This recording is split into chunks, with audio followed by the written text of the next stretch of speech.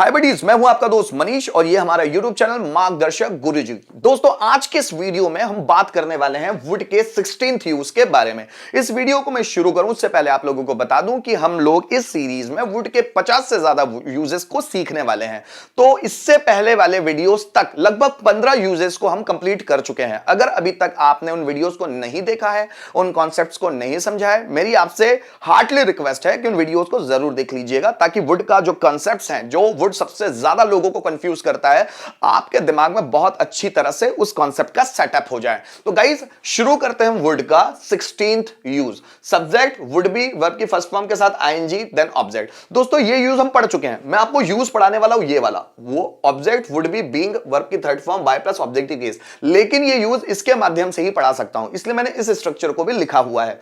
तो subject would be V1 ING then object. शायद दोस्तों मैंने 9वें या 10वें वीडियो में इस पर बात की है। Subject would be V1 ING then object कर रहा होता, मतलब हाइपोथेटिकल सेंस। जब प्रेजेंट कॉन्टिन्यूअस टेंस जो होता है ना, उसका अगर हम लोगों को कल्पना वाला सेंटेंस बनाना हो तो इस स्ट्रक्चर का इस्तेमाल करते हैं। जैसे राम बाजार जा रहा है, तो ये प्रेजेंट कॉन्टिन्यूअस टेंस है। इसका कल्पना वाला सेंटेंस हाइपोथेटिक सेंस, राम बाजार जा रहा होता, so Ram would be going to market. Mohan खाना खा रहा है, तो ये प्रेजेंट कॉन्टिन्यूअस टेंस है। मोहन खाना खा रहा होता, तो ये वाला है, Mohan would be eating food. Mummy खाना बना रही है, प्रेजेंट कॉन्टिन्यूअस टेंस है। मम्मी खाना बना रही होती, तो ये इसमें बनेगा, mummy would be cooking food. तुम जॉब कर रहे हो, तो मतलब you are jobbing, present continuous tense. तुम जॉब कर रहे होते, यू वुड बी जॉबिंग, है ना। तो दोस्तों, ये जो स्ट्रक्चर आप देख रहे हैं, ये हाइपोथेटिकल सेंस है प्रेजेंट कॉन्टिन्यूअस टेंस का। मैं बाजार जा रहा होता, I would be going to market. वह यहां आ रहा होता, he would be coming here. मैं उससे बात कर रहा होता, I would be talking to him. वह मुझे पढ़ा रहा होता, he would be teaching to me. मैं इंग्लिश सीख रहा होता, I would be learning English. तुम फैन रिपेयर कर रहे होते, you would be repairing a fan. इस तरह के सेंटेंस बनते हैं। लेकिन जो दोस्तों, जब इसका पैसिव वॉइस बनता है, so subject object would be being verb का third form by plus object is, तो ये भी हाइपोथेटिकल ही बनेगा। पहले इसको देखेंगे ना आप, और इसके बाद जब इसका पैसिव वॉइस देखेंगे तो बहुत आसान लगने वाला है। आइए थोड़ा सा समझते हैं। राम पत्र लिख रहा होता, इसमें बनेगा।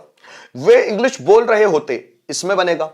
हम उसे पीट रहे होते, इसमें बनेगा। वह नोट्स बना रहा होता, इसमें बनेगा। मतलब ये सब सेंटेंस है ना, ये हाइपोथेटिकल टेंस वुड बी में बनेंगे। कैसे, थोड़ा सा उसको बनाकर देखते हैं। जैसे राम पत्र लिख रहा होता, so Ram would be writing a letter. ठीक है, इधर देखो, वे इंग्लिश बोल रहे होते, so they would be speaking English.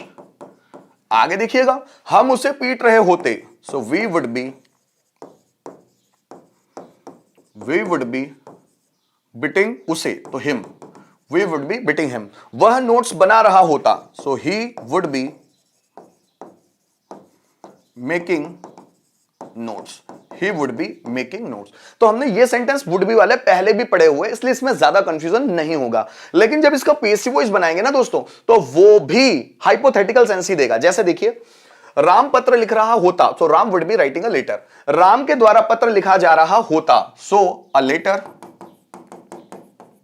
Would be being, ये स्ट्रक्चर देखिएगा ना, would be being written by Ram. आगे देखिएगा, वे इंग्लिश बोल रहे होते, उनके द्वारा इंग्लिश बोली जा रही होती, so English would be being spoken by them. आगे देखिएगा, हम उसे पीट रहे होते, so we would be beating him. हमारे द्वारा उसे पीटा जा रहा होता, he would be being beaten by, हमारे द्वारा ना, by them, sorry by us. We English, sorry, हमारे द्वारा उसे पीटा जा रहा होता है, he would be beating by us. ठीक है, आगे देखिए, वह नोट्स बना रहा होता, he would be making notes. उसके द्वारा नोट्स बनाए जा रहे होते, so notes would be being made by, उसके द्वारा बाय हिम। तो उसके द्वारा नोट्स बनाए जा रहे होते, पर मतलब नोट्स बने नहीं है, राम के द्वारा लेटर लिखा जा रहा होता पर लिखा नहीं गया है। इंग्लिश उनके द्वारा इंग्लिश बोली जा रही होती पर बोली नहीं गई है। तो इसका मतलब ये भी हाइपोथेटिकल है। दोस्त बहुत सारे लोग बोलते हैं कि भाई वुड बी, ये जो वुड बी है उसके बाद बीइंग नहीं आएगा क्योंकि दोनों तो बी के फॉर्म। ऐसा बिल्कुल भी कॉन्सेप्ट नहीं है। आप बी के बाद बीइंग यूज कर सकते हैं, कोई प्रॉब्लम नहीं है। ऐसे बहुत सारे ढेरों स्ट्रक्चर है जिसमें double same helping verb use इस्तेमाल हो जाती है। Just for example, I had bath, मैं नहा चुका हूं, मैं नहा चुका था। I have had a breakfast, मैं नाश्ता कर चुका हूं। हैव की ही थर्ड फॉर्म हैड है यहां पर, ठीक है। जैसे देखो, आई हैड मनी, अगर मेरे पास पैसे होते, आई हैड मनी, अगर मेरे पास होते पैसे पास्ट में तो आई हैड मनी। दो हेल्पिंग वर्ब साथ में इस्तेमाल हुई है, हैड। थोड़ा कॉन्सेप्ट अलग है लेकिन ये कोई फर्क नहीं पड़ता कि बी आ रहा है तो बीइंग नहीं आ सकता। बहुत सारे टीचर्स ऐसा पढ़ाते हैं कि बी आता है तो बीइंग नहीं आ सकता। बिल्कुल ही गलत कॉन्सेप्ट है, किताबों में भी दिया हुआ है, प्रूव्ड है। अगर आप बोलेंगे तो मैं रिटर्न में आपको दिखा सकता हूं। बहुत सारे बड़े बड़े राइटर बी के बाद बीइंग का इस्तेमाल करते हैं। सेम चीज अगर पेसिव वॉइस की बात करें तो पेसिव वॉइस, जब हम ब्रिटिश पेसिव वॉइस की बात करते हैं वहां 8 टेंस में पेसिव वॉइस बनता है, लेकिन अमेरिकन पेसिव वॉइस की बात करें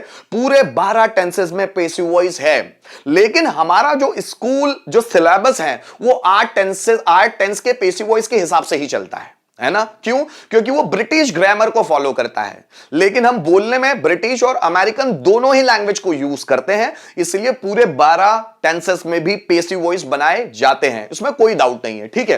तो दोस्तों ये सेंटेंस हम लोगों ने बनाए। थोड़े से और सेंटेंस देख लेते हैं।